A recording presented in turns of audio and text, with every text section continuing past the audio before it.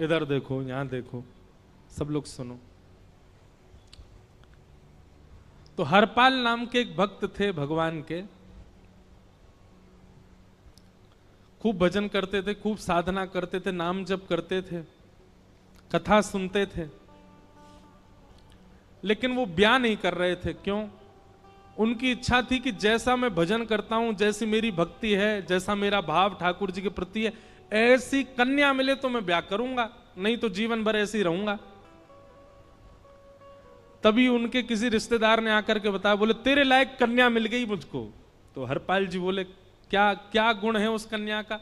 बोले उस कन्या ने शर्त रखी है, मैं उसी से ब्याह करूंगी जो रोज 1000 संतों को प्रसाद पवाता हो।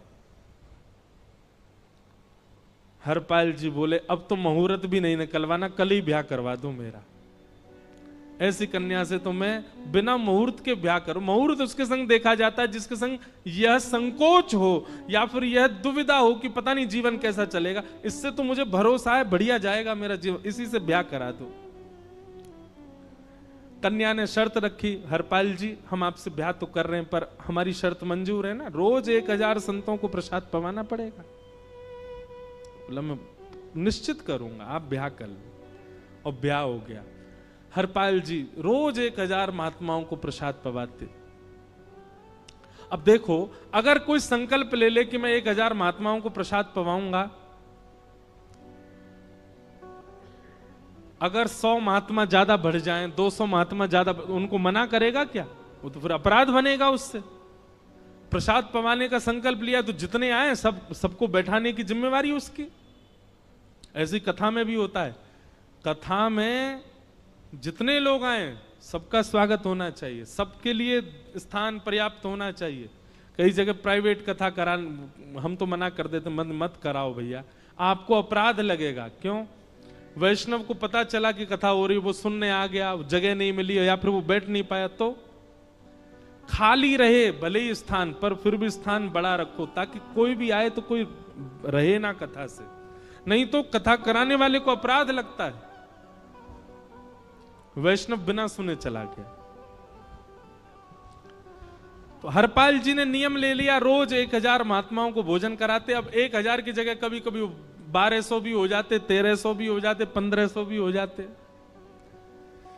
लेकिन हरपाल जी करते कुछ नहीं थे, कमाई का कोई जरिया नहीं था, केवल दादा परदादाओं की पुश्त से जो उनके पुश्तैनी धन था उसी को ही खर्च करते जा रहे थे। 1 साल तक बढ़िया चला, 1.5 साल बढ़िया चला, लेकिन 1.5 साल बाद धीरे धीरे धन खत्म होने लगा। जैसे ही धन खत्म होने लगा, हरपाल जी बड़ी चिंता में आ गए, क्या करें। पत्नी को नहीं बताते थे, क्यों? बोले इससे तो शर्त लगी, इसको क्यों बताऊं अपना दुख, इससे तो शर्त मेरी यही शर्त थी कि रोज 1000 संतों को भोजन कराना। तो हरपाल जी ने बाहर जाते और दुकानदारों के यहां से जाकर के कर्जा लेने लगे। वो पुराने संपन्न थे तो किसी ने कर्जा देने से मना भी नहीं किया, सब देने लगे, बोले ले जा।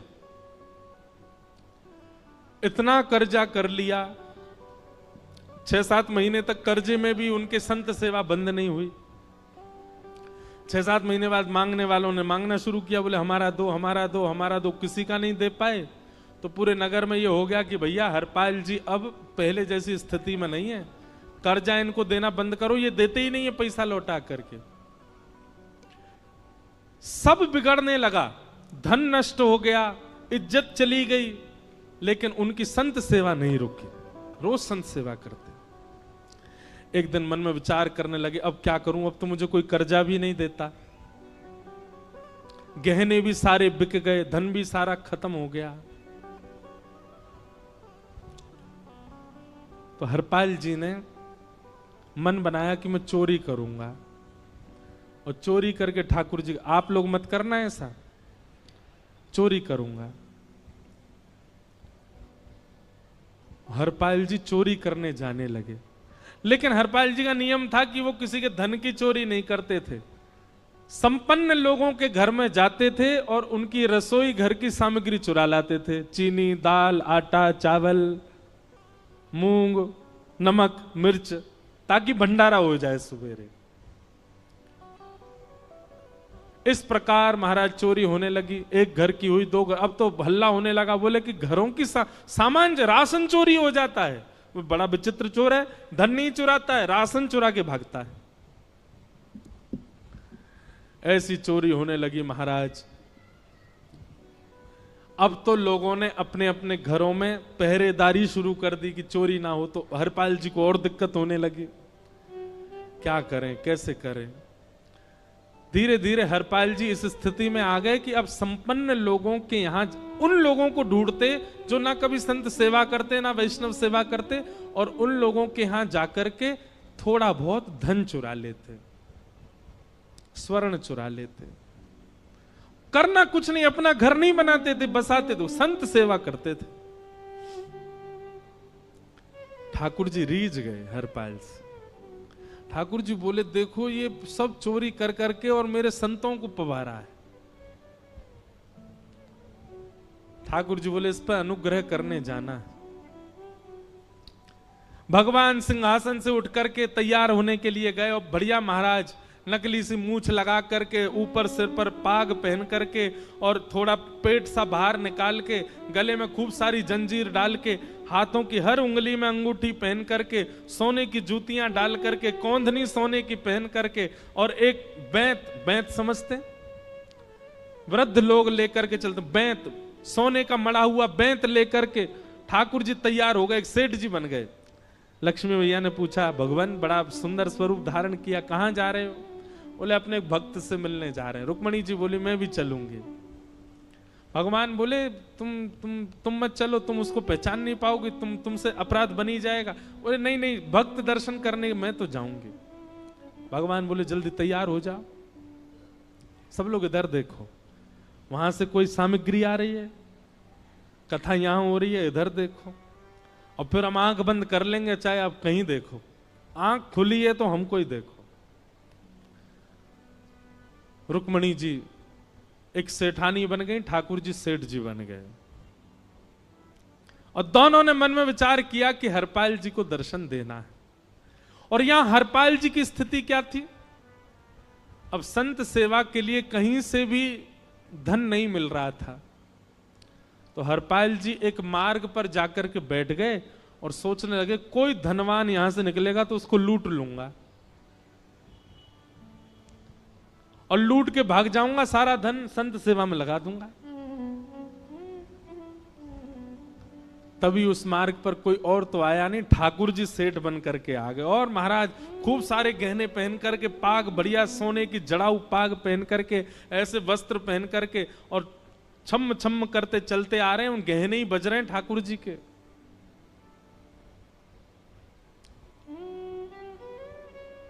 हरपाल जी ने जैसे नेत्र खोल करके देखा, ठाकुर जी के रूप यौवन और सबरी उनके श्रृंगार को देख करके हरपाल जी बोले, ये तो एक आध साल के भंडारे की व्यवस्था आ रही है सामने से। इतने में ही सेठानी जी, रुक्मणी जी भी आई। उनको ओहो, ये तो कम से कम 5-10 साल की व्यवस्था आ रही है। अगर ये दोनों लूट लिए जाएं तो 10 साल चोरी नहीं करनी पड़ेगी। देखो कितना धन संपन्न। हरपाल जी के बगल में जैसे ही ठाकुर जी पहुंचे, हरपाल जी बोले, भैया जय श्री कृष्ण, प्रणाम। ठाकुर जी तो नाराज हो गए, क्या भगवान का नाम बोलता है सुबह सुबह? तुम सब लोग बड़े पाखंडी हो, ढोंगी हो, और हमने सुना इस गांव में एक रहता है, वो चोरी डकैती करता है, और फिर कहते हैं संत सेवा करता है। ऐसी काय बात की चोरी भैया? करता तो चोरी है, भली उससे भली संत सेवा करता हो। नाम उसका हरपाल है, हम सब जानते हैं।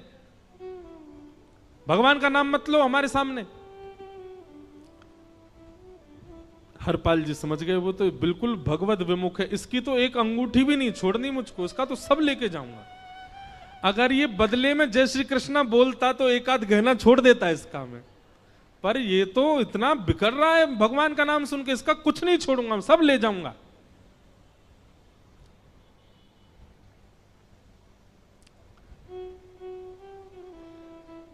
हरपाल जी बोले, हाँ भैया, एक रहता तो है डकैत इस गांव में, और उसका कोई पता नहीं है, वो कभी भी आ जाता है। लेकिन एक मार्ग जंगल में होकर के है, उसमें गांव में नहीं जाना पड़ता। जंगल से गुप्त चुप निकल करके पूरे गांव पार हो जाएंगे, आप शहर पहुंच जाओगे। उसका रास्ता मुझे ही पता है। सेठ जी बोले तो तुम हमको पार करवा दो। हरपाल जी बोले मैं पार तो करवा दूंगा, लेकिन भगवान मेरे घर कुछ मेहमान आए हैं, उनके भोजन आदि की व्यवस्था के लिए मैं तो बाजार आया था, मेरे पे धन नहीं है। आप यदि मुझको कुछ दे देंगे तो मैं घर पर व्यवस्था करके आऊंगा, तुरंत आपको लेकर के गांव पार करवा दूंगा। ठाकुर जी ने उसको कुछ सोने की मोहर दे दी, बोले लो तुम अपने घर की व्यवस्था कर आओ। हरपाल जी ने सामग्री खरीदी, घर पर पहले व्यवस्था करके आए। बोले आज की व्यवस्था हो जाए, क्योंकि आज तो 10 साल का सब चोरी करना समय लगेगा। पत्नी से कहा भोजन प्रसादी बनाओ, संतों को पवाओ। संत पूछेंगे मैं कहां है, तो कहना कि आप लोगों की 10 साल की व्यवस्था करने गए आज। हरपाल जी लौट करके आए और सेठ जी से कहा आइए आइए चल दीजिए मेरे साथ और हमारे संगी चलना बिल्कुल। ठाकुर जी रुक्मणी जी चलने लगे। जैसे ही विहंगम जंगल में पहुंचे, भयंकर भयावह जंगल, बीच जंगल में जैसे ही पहुंचे, हरपाल ने पीछे मुड़ करके देखा, दोनों चले आ रहे हैं। तुरंत महाराज वो तो अपने रूप में आ गया, शेर की तरह गर्जना करने लगा, अपनी लाठी धर दी सामने और अपने सिर का स्वाफा निकाल करके सामने बिछा दिया। भगवान जो सेठ जी के रूप में आया, भगवान बोले भैया ये क्या कर रहे हो? बोले मैं ही हरपाल हूं। सारे सामग्री निकालो, डाल दो यहां पे, एक चीज भी मत छोड़ना, नहीं तो तुम जानते नहीं हो तुम्हारा क्या करूंगा। ठाकुर जी तो थर थर कांपने लगे। रुक्मणी जी बोली देखो कैसा नाटक कर रहे हैं। रावण के आगे नहीं डरे थे, कुंभकर्ण के आगे नहीं डरे, हिरण्यकश्यप के आगे नहीं डरे, और वो हरपाल के आगे ऐसे कांप रहे हैं। भगवान तो मन की सब समझ जाते हैं, कौन ही मारने, वो तुम भी कांपो क्यों? बोले भक्त है भैया, ये हमारो भक्त है। अनुब्रजाम में हम नित्यम पूये ये तन्य रेणु भी, इसने हमारे लिए सब गवा दिया, हमारे वैष्णव संतों के लिए सब लुटा दिया, इसके आगे भयभीत होने में कोई लज्जा नहीं। लक्ष्मी नारायण दोनों कांप रहे हैं और हरपाल कह रहा सब निकालो। ए सेठानी जी कान के कुंडल उतारो। कान कुंडल उतार दिए, नाक की नथनी उतार दी, सब उतार उतार के धर दिए, हाथों के सब कड़ूला आदि भी धर दिए। भगवान ने भी अपने सब उतार। बोले बैंत कहां लेके जा रहे, उसको भी धर दो। बोले अरे भैया बुढ़ापे की लाठी, हम गिर जाएंगे। बोले कुछ नहीं गिरोगे, धर दो इसको। जीवन में कभी राम ना, जय श्री कृष्ण बोलने पे चिल्ला रहे थे मुझ पे, रखो इसको यहां पे, सारा धर दिया। बोले बहुत बढ़िया हो गया, अब 10 साल की व्यवस्था हो गई। इतने में भगवान की कनिष्ठ उंगली में एक अंगूठी थी। हरपाल बोला ये कहां बचा के ले जा रहे हो, उसको दो। बोले अरे भैया ये तो बहुत बचपन की हमारी अंगूठी है और ये आज तक हमारी निकली नहीं है और ये निकल ही नहीं पाएगी, इसको बाहर हम निकाल ही नहीं सकते, इसको तो रहने दो हमारे पास। बोले तुम क्या जानो, इस अंगूठी से कम 1 हफ्ता संत भोजन होगा और तुम पे तो दया करनी नहीं है। चिल्लाए थे मुझ पे जय श्री कृष्ण बोलने पर, निकालो इसको। भगवान खूब प्रयास करें, वो नहीं निकले तो हरपाल जी ने उंगली पकड़ी, बोले इसको काट देता हूं मैं, तुम्हारे पास उंगली रहने का कोई काम नहीं है, तुम उंगली से करते ही क्या हो। और महाराज जैसे ही उंगली पकड़ करके काटने का मन किया, वो काटने ही वाले थे, इतने में ही द्वारिकाधीश भगवान शंख चक्र गदा पद्म धारण करके प्रकट हो गए सामने। रुक्मणी जी महालक्ष्मी के रूप में प्रकट हो गई और दोनों ने अपने अंक में हरपाल को भर लिया। हरपाल जी समझ नहीं पा रहे ये क्या हुआ, दूर हटे। बोले नाथ, बोले हम साक्षात द्वारिकाधीश, ये साक्षात रुक्मणी तुम्हारी भक्ति से प्रसन्न होकर तुमको दर्शन देने आए हैं। हरपाल जी घुटने के बल बैठ गए, रोने लगे, सर रख दिया चरणों में, पटकने लगे। बोले नाथ, मैंने अपने नाथ को लूटा, आज मैंने अपने स्वामी के साथ डकैती कर रहा था, मैं अपने स्वामी की उंगली काटने पर मजबूर हो गया था, इसका मतलब तो मैं पापी हूं। मेरा पाप इतना प्रचंड हो गया कि मैं आपके रूप को नहीं पहचान पाया। भगवान ने हृदय से लगा, नहीं हरिपाल, तुमने कभी अपने लिए प्रयोग थोड़ी किया। तुम्हारी पत्नी भूखे सो जाते हो, लेकिन संतों को भूखा नहीं जाने देते। ठीक है, उसके लिए भले ही तुमने वह गलत मार्ग अपनाया जो नहीं अपनाना चाहिए था, परंतु उसमें उद्देश्य कोई और तो नहीं था, मेरे जनों की सेवा ही तो थी, मेरे वैष्णवों की सेवा। और देखो हरपाल, एक मेरी बात सुनो, आज तुम्हारे मन में ग्लानि होती है कि तुमने दूसरों का धन हड़प करके और उससे संत भोजन कराया। वास्तव में इसका विधान शास्त्रों में यह बताया गया, जिसके धन से भोजन बना और संतों ने पाया, परोसा भले ही किसी ने भी हो, कार्यक्रम भले ही किसी ने भी कराया हो, पर धन जिसका लगता है पुण्य उसी को मिलता है। तुमने तो अपने गांव के, शहरों के उन लोग जो कभी संत सेवा नहीं करते थे, उनके धन चुरा चुरा करके उनको पुण्य बांटा है। तुमने कुछ गलत नहीं किया है। हां, अपने प्रयोग में यदि लेते तो पाप हो जाता, लेकिन तुमने तो एक रत्ती भी अपने प्रयोग में नहीं ली, सब संतों में लगा दी, और जितने लोगों का धन चुराया उन सबको पुण्य प्रदान कर दिया। हम तुमसे बड़े प्रसन्न हैं। हरपाल जी चरणों से लिपट गए, बोले नाथ आप बड़े कृपालु, बड़े दयालु। भगवान बोले अब हमने दर्शन दे दिया, अब हम जाएं। और सुनो, ये सारा धन हमने दिया है, 10 साल का नहीं होगा इससे। तो बोले जब तक तुम जीवित रहोगे तब तक की सेवा बनेगी, इससे संत सेवा चलती रहेगी। ये सारा धन आभूषण हम लेकर के इसीलिए आए थे, ताकि तुमको अब कभी किसी से मांगना ना पड़े, किसी से हड़पना ना पड़े। भगवान जाने लगे तो हरपाल जी चरणों में गिर गए, बोले नाथ आज मैं आपके दर्शन कर पाया, मैं संत सेवा कर पाया, इसमें सबसे बड़ा योगदान मेरी पत्नी का है। उसने नियम नहीं बनाया होता तो शायद मैं कभी ऐसा नहीं करता। आप उसको दर्शन दिए बिना जाएंगे, मैं उसको क्या बताऊंगा? मैं उससे जाके कह भी नहीं पाऊंगा कि आप मुझे मिले, और उसकी वजह से आप मुझे मिले हो, कृपा कर उसको दर्शन दे दीजिए। ठाकुर जी बोले ठीक है। तुरंत लक्ष्मी नारायण भगवान ने छोटे छोटे बालकों का रूप धारण कर लिया और हरपाल जी की गोद में बैठ गए, और हरपाल जी अपनी गोद में लेकर के ठाकुर जी को घर पर आए, और आकर के अपनी अरे सुनो देखो कौन आए हैं। जैसे बाहर आकर के देखा तो नन्हे से ठाकुर जी, नन्ही से रुक्मणी जी गोद में बालकों की भांति बैठे हैं। बोले अरे इतने सुंदर सुंदर बालक। बोले बालक नहीं है, ये साक्षात जगन्नाथ भगवान, साक्षात रुक्मणी जी, साक्षात द्वारिकाधीश हैं। तुरंत ठाकुर जी अपने रूप में प्रकट हो गए और दोनों दंपति को दर्शन दे करके भगवान वहां से प्रस्थान कर गए। बोलो भक्त वत्सल भगवान। तो एक भक्त जीवन संगी का प्राप्त होना भगवत दर्शन तक ले जा सकता है आपको। अब जिनके ब्याह हो चुके हैं उनसे तो अब हम कुछ कर नहीं सकते, पर जिनके नहीं हुए हैं संभल जाओ, सुधर जाओ, ठाकुर जी से प्रार्थना करो, और प्रार्थना करके केवल एक ही चीज मांगो, क्या हम गृहस्थी हैं नाथ, यह गृहस्थाश्रम है, हम इसमें आ चुके हैं, अब कृपा करके हमारे जीवन में जो भी आए वो आपका भक्त आए। लेकिन आपके अथक प्रार्थना करने पर भी ठाकुर जी ने यदि नहीं दिया तो भी चिंतित मत होइएगा। मीराबाई को भी नहीं मिले अनुकूल,